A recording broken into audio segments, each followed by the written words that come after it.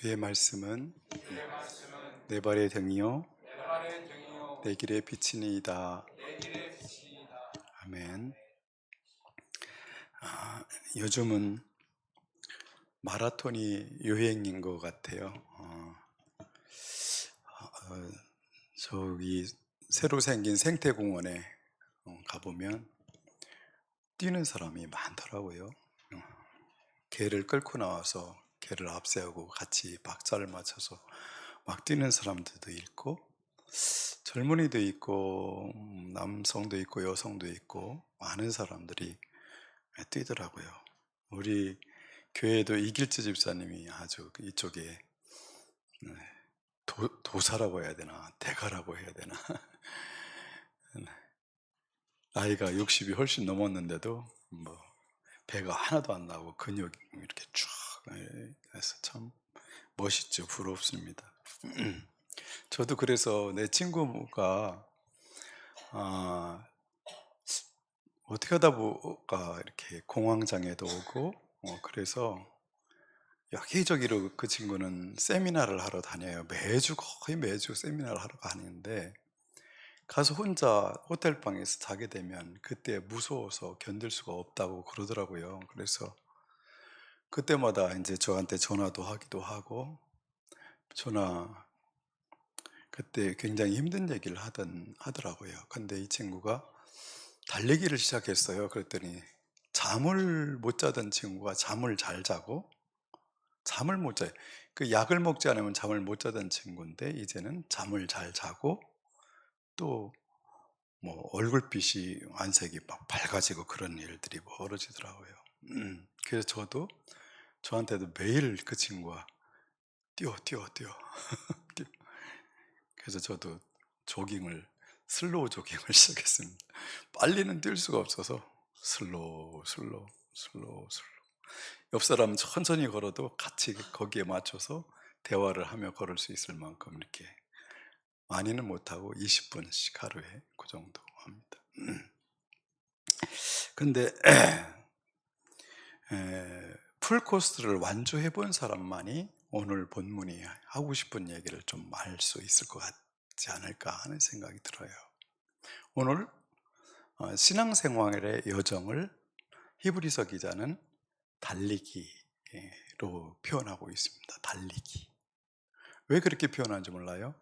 경주라고도 해석되기도 하고 달리기라도 해석되기도 하는데, 이 단어 자체가 아곤이라는 이 단어는 달리기로 해석될 수도 있지만 싸움이라고 해석될 수도 있는 단어예요. 그러니까 신앙생활을 싸움으로 말하기도 하고 달리기로 경주로 표현하기도 해요.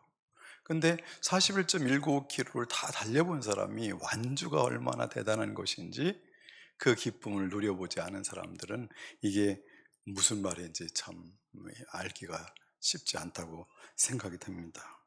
여러분, 왜 신앙 여정을 마라톤, 싸움 이렇게 표현할까요? 보통 이렇게 대화를 하다 보면 그러잖아요.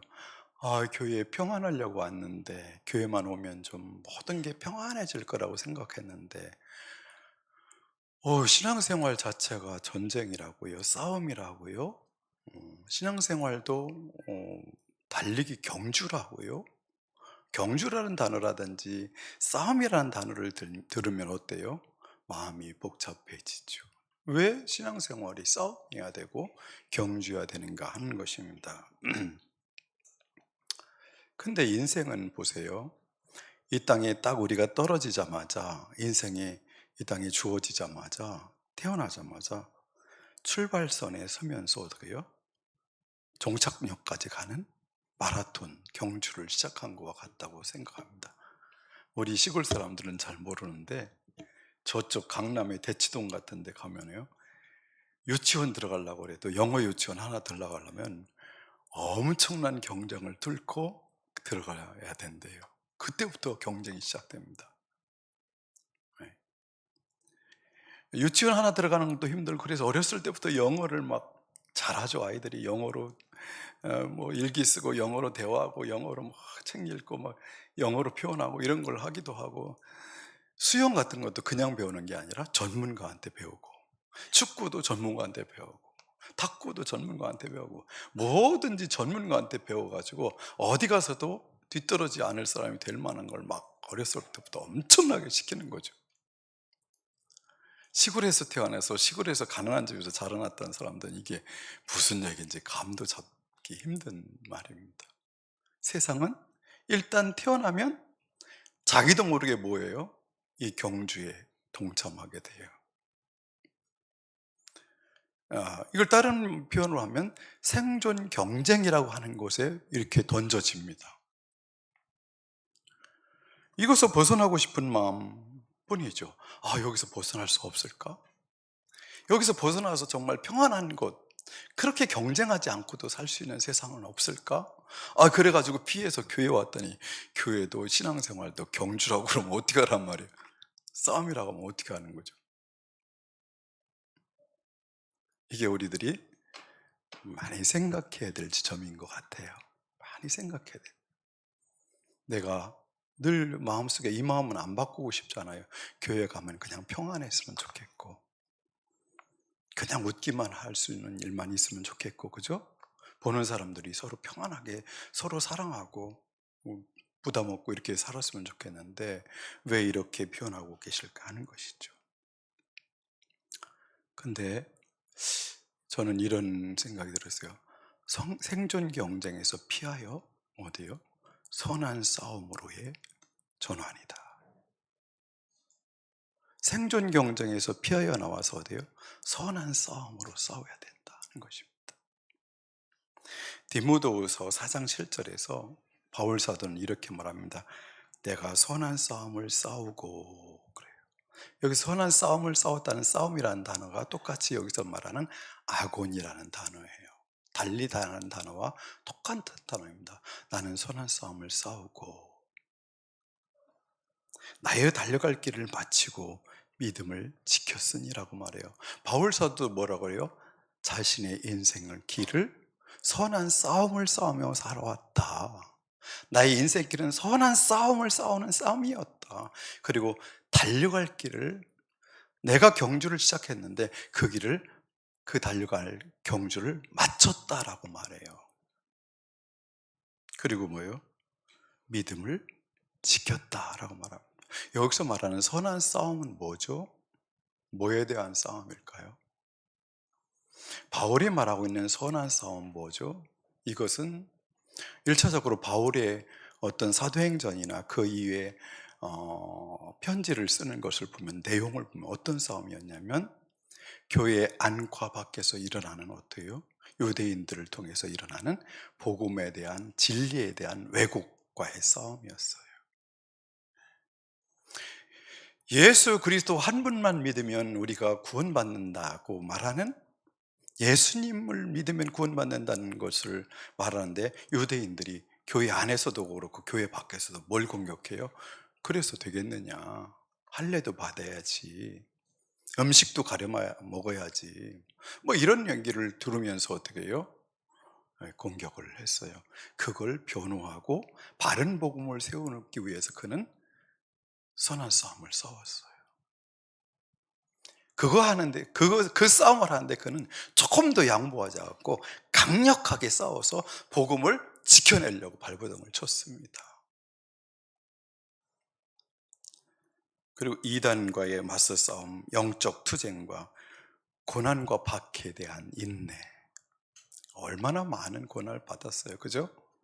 태장을 40에 하나 감한 태장을 몇 번이나 맞고 길의 오염과 죽음의 오염과 배고픔의 오염과 이런 것들을 전부 견뎌냈다고 합니다. 이것을 선한 싸움이라고 성경은 말하고 있습니다. 그리고 죄와 싸우고 뭐요? 나태함과 싸우고 착한 양심을 지키려고 발버둥 치는 그 싸움을 그는 싸웠습니다. 그리고 두 번째 그가 뭐 했어요? 달려갈 길을 다 달렸다고 그랬어요. 달려갈 길을 다 달렸다는 것은 무엇일까요? 이것은 그를 부르시고 콜링하시고 그에게 주신 사명을 완수했다는 말입니다. 그에게 주어진 사명은 무엇이었죠?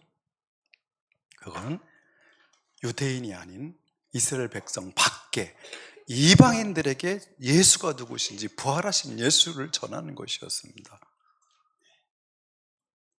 그는요, 그때 당시 자가용도 없었고 말 탈 돈도 없었을 거예요. 전부 걸어 다니고 배 타고 다니면서 복음을 전하는데요, 그 길이 어마어마한 여정입니다. 지금 비행기 타고 다니라도 저는 힘들 것 같아요. 비행기 타고 그 길을 가라고 해도, 차를 몰고 가라고 해도 나는 힘들 길을, 그분은 걸어서 그 길을 딱 하면서 복음을 전했고, 가는 곳마다 복음을 전해서 교회를 세우고, 그 교회가 건강한 교회가 되기 위해서 발버둥 치면서 그 일을 이뤄내는 일을 이루었습니다. 그래서 그는 그렇게 말합니다. 나의 달려야 할 길을 다 달리고 믿음을 지켰다 하는 것이죠. 그러면서 바울 사도는 그의 사랑하는 제자, 영적 아들인 디모데에게도 이렇게 권면합니다. 뭐라고 하냐면, 믿음의 선한 싸움을 싸워라. 영생을 취하라. 이것을 위하여 네가 부르심을 입었고 많은 증인 앞에서 선한 증거를 증거하였도다. 그 제자에게도 자기가 살아온 생을 그대로 권면합니다. 너도 이 삶을 살아야 돼. 이 삶을 살라고 권면을 하십니다. 오늘 히브리서 12장 보시면 뭐라고 하죠? 그러므로 이렇게 구름대와 같이 수많은 증인이 우리를 둘러싸고 있으니 우리도 갖가지 무거운 짐과 얽매는 죄를 벗어버리고 우리 앞에 놓인 다름질을 참으면서 달려갑시다. 한 문장, 핵심 문장은 뭐예요? 우리도 뭐요? 우리도 우리 앞에 놓인 다름질을 달려갑시다 그래요. 우리도 다름질을 달려갑시다, 그 말이죠. 다른 말로 하면 이게 무슨 말인 것 같아요? 제가 쭉 바울 사도를 예를 들어서 해석을 한 거에 비춰보면 이 말을 이렇게 고칠 수 있겠죠. 우리도 예수 그리스도처럼, 바울 사도처럼 우리가에게 주어진 선한 싸움, 사명을 감당합시다 라는 말이죠. 사명을 감당합시다. 근데 거기에 이 말을 여러분 어떻게 해석하면 좋겠어요? 죄를 벗어, 우리 앞에 놓인 다름질이라고 표현했어요. 우리 앞에 놓인 다름질. 다름질인데 뭐예요? 우리 앞에 놓인 다름질이라고 왜 표현했을까요? 이것은 저는 이렇게 해석할 수밖에 없었어요. 우리가 신앙생활을 하자마자 우리에게 주어진 소명과 사명이 있다는 거예요. 우리 앞에 놓여진 거라는 것이죠. 우리가 이 길에 들어서자마자, 신앙의 길에 들어서자마자 믿음의 사람들에게 주어진 소명과 사명이 주어졌다, 다름질이 주어졌다는 것이죠. 누구도 소명과 사명이 없는 그리스도인은, 예수님의 제자는 이 땅에 없다는 표현이죠. 우리 앞에 놓여진 다름질이잖아요, 그죠?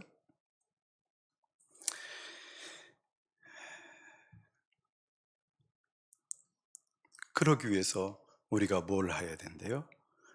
무거운 짐과 얽매이기 쉬운 무거운 짐을 벗어버리래요. 이 말은 다른 말로 하면,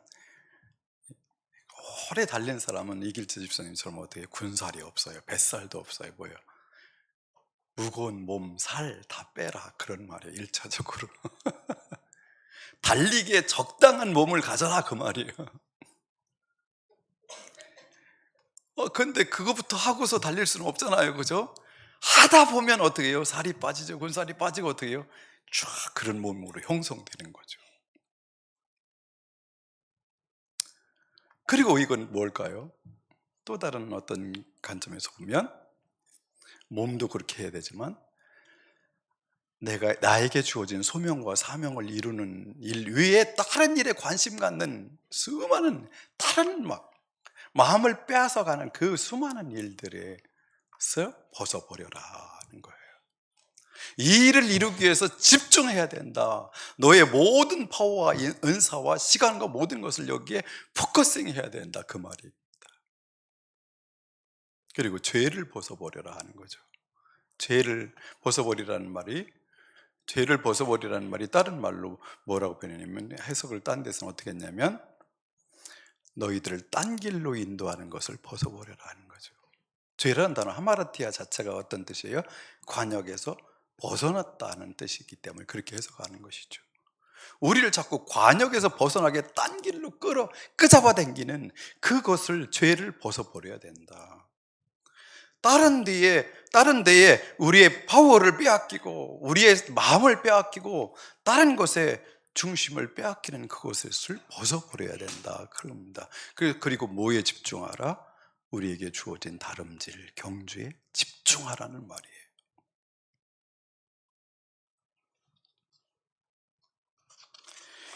그러면서 참으면서 그 길을 가라고 그럽니다. 참으면서.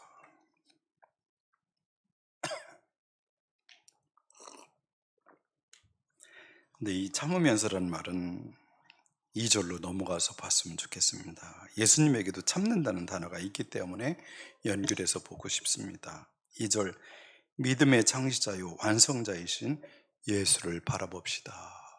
이 경기를 하는 데 있어서 우리에게 가장 좋은 방법 중에 하나가 뭐냐면, 앞에 달려가신 예수님, 앞에 뛰고 계시는 예수님을 바라보라는 거예요. 이미 달리기를 완주하시고 시작하시고 완주하신 그분을 보고 계속 그분의 뒤를 쫓아가라는 거 얘기예요. 그래서 여기서 바라보라는 말이 눈을 픽스하다, 그런 말이에요. 눈을 떼지 말라는 말이에요. 눈을 떼지 말고 그분을 바라보고 계속 뒤에 쫓아가라는 것이에요. 그게 끝까지 완주할 수 있고 승리할 수 있는 비결이라는 것이죠. 다른 사람 보지 말고 바울도 볼 수도 있고 믿음의 우리 11장에서 나왔던 수많은 사람들을 보고 갈 수도 있지만, 우리에게는 가장 모범되는 분은 누구세요? 예수 그리스도시죠. 그분을 바라보고 쫓아가라는 것이에요. 그분은 어떤 삶을 살았어요? 2절, 그는 자기 앞에 놓여 있는 기쁨을 내다보고서 부끄러움을 마음에 두지 않으시고 십자가를 참으셨습니다. 여기서 집중적으로 보고 싶은 것이 십자가를 참으셨습니다입니다.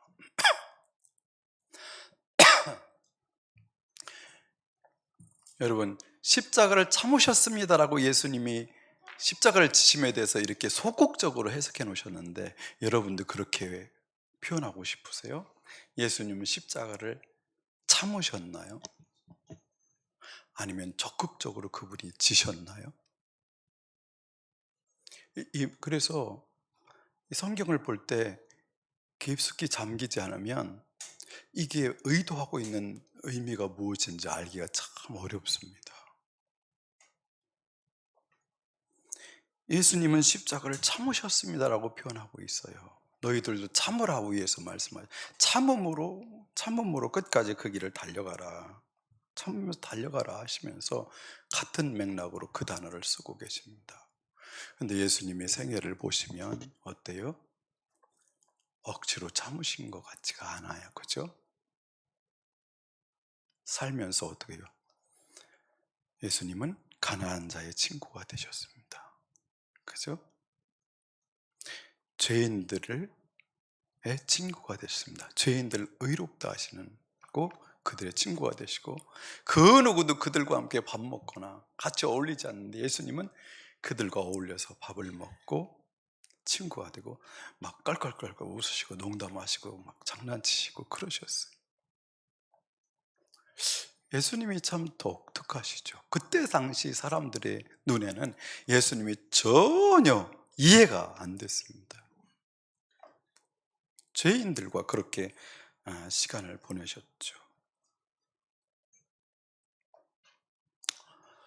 그리고 병든 자가 있으면 어떤 말이 꼭 있냐면, 그들을 보시고 불쌍히 여기셨다라는 말이 나와요. 불쌍히 여기셨다. 컴패션이죠.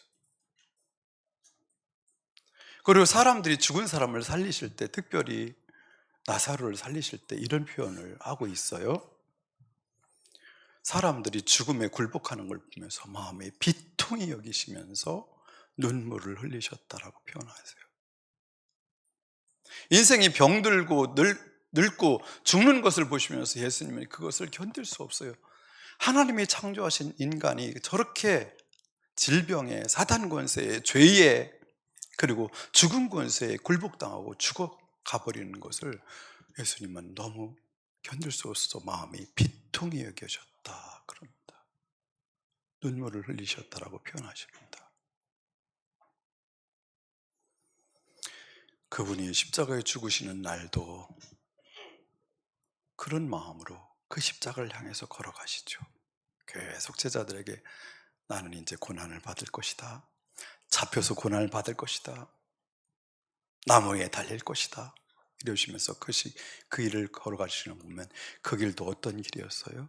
컴패션이요. 불쌍히 여기시는 마음과 비통히 여기는 마음과 아가페의 사랑은 그 마음으로 그 길을 걸어가셨습니다. 이것을 히브리서 기사는 참았다고 표현해요. 참으셨다고. 단순히 참으신 게 아니고 무엇인 것이죠?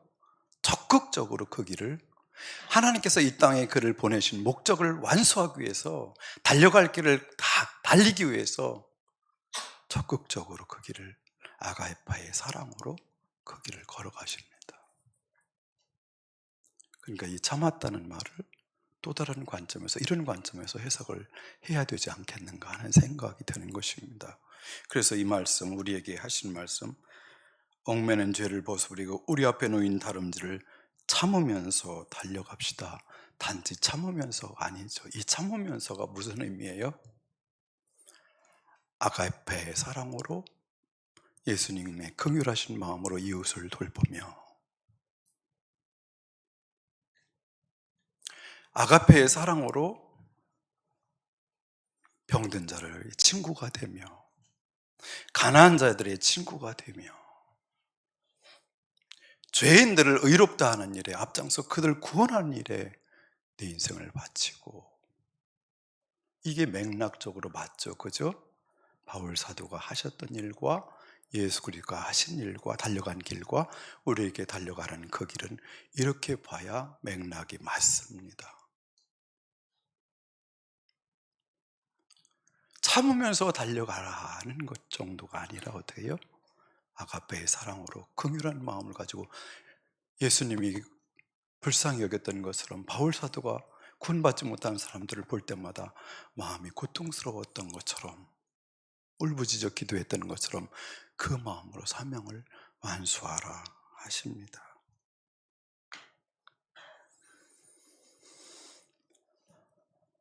이 일로 인해서 예수님께서 무엇을 얻으셨습니까? 2절 하반절에 보면 그리하여 그는 하나님의 보좌 오른쪽에 앉으셨습니다.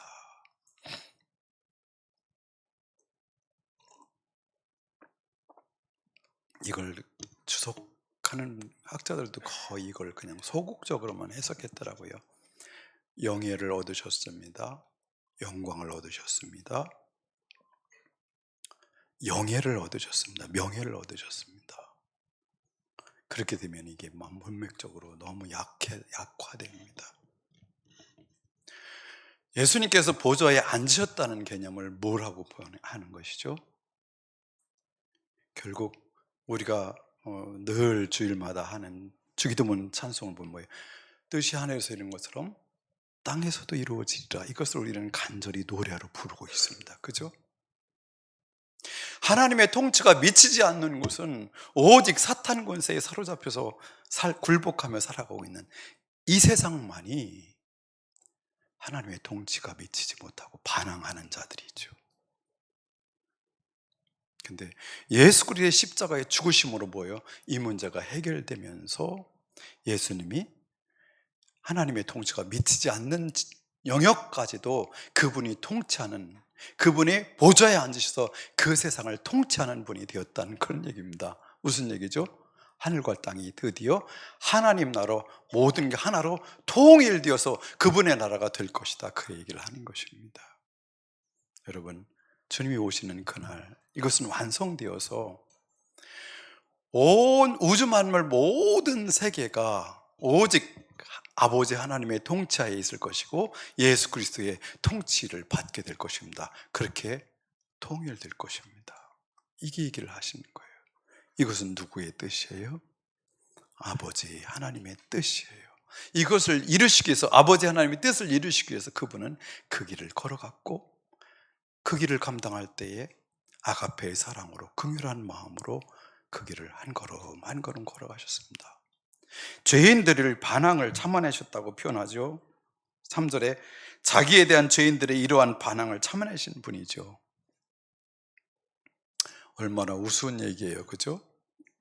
하늘에 오신 하나님의 아들을 죄인으로 만들어서 죽이는 대제사장들과 바리새인들과 서기관들과 그리고 로마 총독과 그 군병들과 그걸 참아내십니다. 그보다 더 힘든 건 뭐였을까요? 제자들의 배반이죠. 제자들의 배반입니다. 이것을 참아내십니다. 근데 그냥 이놈의 새끼다 그런 게 아니라 사랑으로 끝까지 참아내십니다.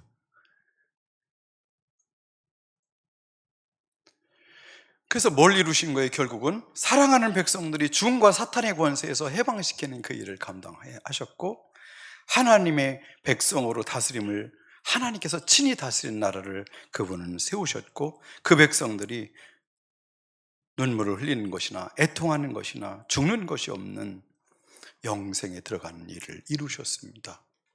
그리고 새하늘과 새 땅에서 그 백성들이 살게 될 것이며, 신령한 이웃들과 어울려 살아가는 온전한 샬롬을 그분은 완성하신 것입니다. 우리가 달려갈 길은 바로 이 길입니다. 이 길을 우리에게 요구하십니다. 예수께서 가신 그 길을 너도 그 길을 걸어가라. 바울 사도가 가신 그 길을 너도 걸어가라. 너에게 주어진 길이다 하는 것입니다.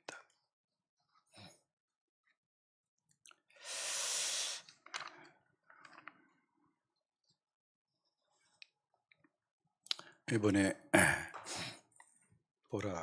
세미나가 이제 지난 화요일 날, 강의는 다 끝나고 이번 주 화요일 날 이제 줌으로 수료식을 마치면 목요일 날 이제 그분들 중에서 와서 컨퍼런스에 참여할 분들이 오시는데, 스텝하고 해서 전부 해서 18명이 참여하실 것 같아요. 근데 그 중에 이번 주 목요일 날 못 오시는 분 중에 한 분이 대구에 계신 한 분 여자 전사님이 지난 목요일 날 오셨어요. 우리 스텝들 밥 좀 대접하고 싶다고 오셨어요. 제 선물도 막 제가 좋아하는 보이차 한 20년 된 거 막 갖고, 셔츠도 좋은 거 막 이렇게 사오고 그랬더라고요. 아이.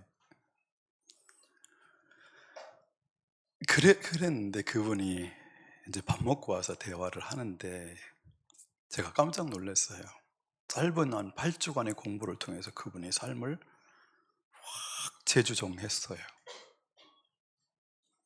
그럼 남편이 돈이 많아가지고 사업을 하는데 돈이 많은 부인이라서 많은 분들을 섬기는 일, 돈으로 섬기는 일을 많이 하시는 분이 있더라고요. 그러면서 이제 목회자들, 연약한 목회자들이 있잖아요. 교회가 작은 목회자들을 모여서 모임도 갖고 그들과 묵상 나눔도 하고 책 읽기도 하고 공부도 시키고, 그런데 거기에 들어가는 비용을 이분이 다 대면서 그런 모임도 하고 그랬더라고요. 그런데 그것을, 많은 일들을, 그분이 하셨던 많은 일들을 정리를 싹 했어요. 이번에 얽매이기 쉬운 것들, 무거운 짐들, 영성으로 깊이 들어가서 자기의 사역에 집중할 것을, 조금이라도 영성에 방해된다고 생각한 대로 하나하나 다 정리를 끝냈어요. 난 그런 얘기 한 적도 없는데.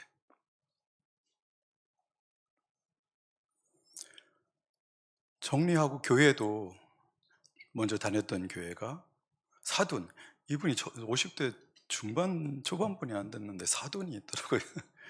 같은 교회 장로님하고 같은 사돈인데 그분과 관계가 안 좋으면서 더 이상 힘들어서 거기를 떠나가셨는데, 교회에 덕이 안 돼가지고 그러겠다고 그러는데 어떻게 할까 고민하다가 이번에 강의를 들으면서, 남편도 그런 분이 아닌데 남편하고도 이제 보라를 하면는데, 남편이 초청받아서 간 교회, 오후 예배 설교를 하러 간 교회에 너무 마음이 아프다고 컴패션이 일어나서 그 교회로 출석하기로 결정을 했다라고 표현하더라고요.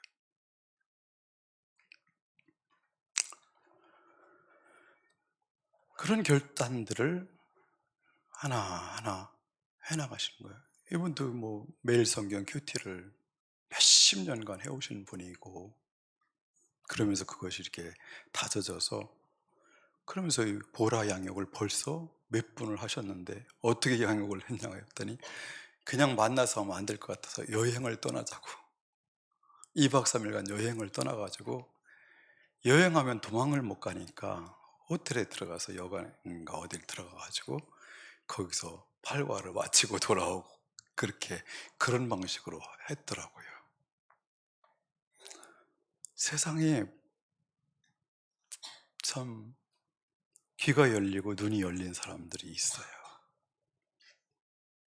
귀가 열리고 눈이 열린 사람들이 있어요. 말씀을 들을 때 말씀을 들으면서 삶을 정리하고 잘못됐다고 생각하고 판단하는 건 벗어버리고 교회도 선택하고 사역에 집중하고, 그러면서 감사하다고 또 찾아와서 인사도 할 줄 알더라고요. 그게 참 놀랍지 않습니까? 이번에 참여했던 분들 중에서도 그런 분들이, 권사님들도 많고 그렇습니다.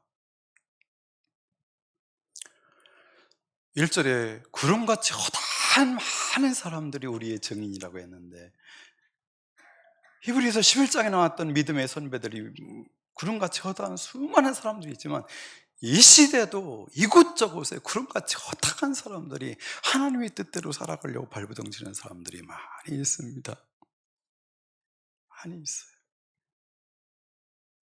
요즘 제가 우리 내년에 이제 장로님도 세우고 한수 집사님도 세우고 권사님도 세우려고 1차적으로 권사님 세울 분들을 어떻게 할까, 그래서 밥 좀 사줘, 아니면 밥 먹자, 밥 사줄게, 그리고 가서 물어보는데, 이제 조용히 왜 만나자고 하는 이유도 되지 않고 만나가지고, 우리 교회 권사 누굴 세우면 좋겠어? 물어보면 누구가 좋겠어요? 한 2명 정도를 얘기해요. 2명.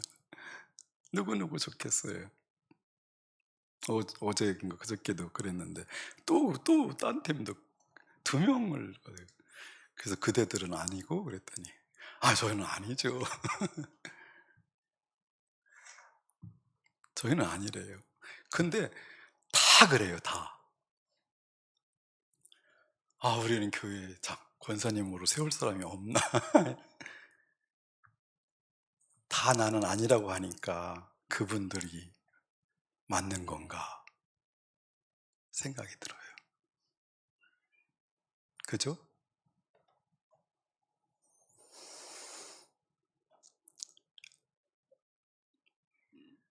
제가 뭐 공식적으로 발표하지 않고 이렇게 조용조용히 원래 움직이는 스타일이라서. 근데 어차피 인생은 우리의 달려갈 길을 달려야 돼요.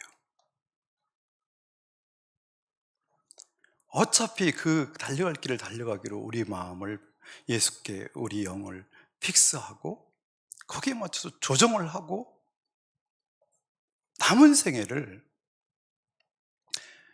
그분의 제자답게 그분의 뜻대로 살아가는데 우리의 모든 것을 걸어야 됩니다.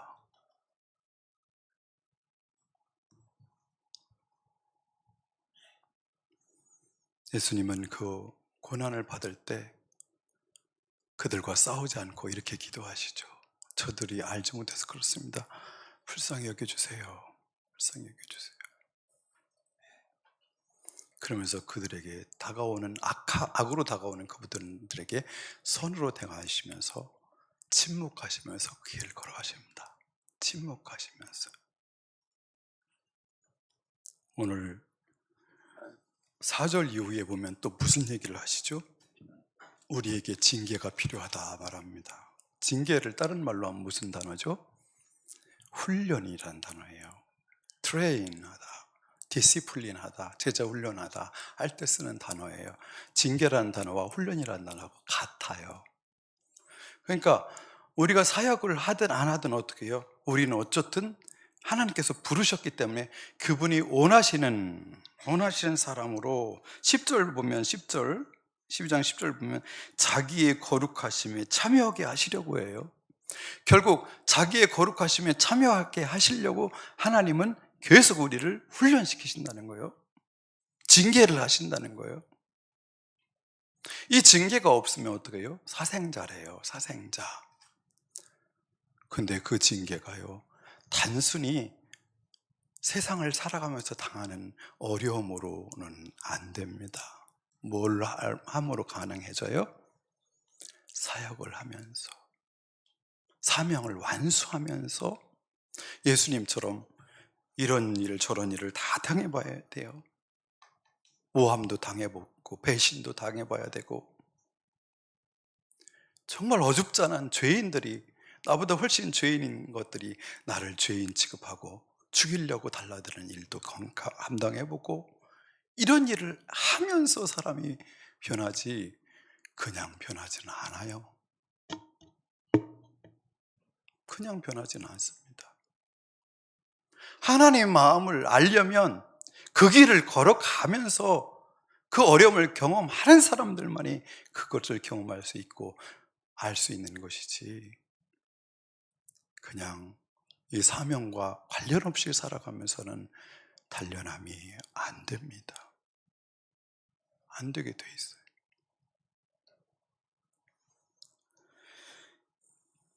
여러분, 우리에게 주어진 사명이 무엇이 있습니까? 영혼 구원하여 제자 삼는 일입니다. 사람을 구원하는 일입니다. 두 번째, 우리 자녀들을 하나님이 거룩한 백성으로 양육하는 것입니다. 세 번째는 무엇입니까? 아가페적 공동체를 세우는 일입니다. 아가페적 공동체를 우리 교회를 통해서, 가정도 그렇고 교회 안에서도 이것을 이뤄내는 것입니다. 이것을 피하려고 하지 마시고, 도닦는, 피해서 혼자 성경 묵상하고 성경 읽고 기도하는으로 도닦는 방법으로 내가 변하려고 하고 신앙생활 하려고 마음을 먹지 마세요. 그걸로 되는 게 아니에요.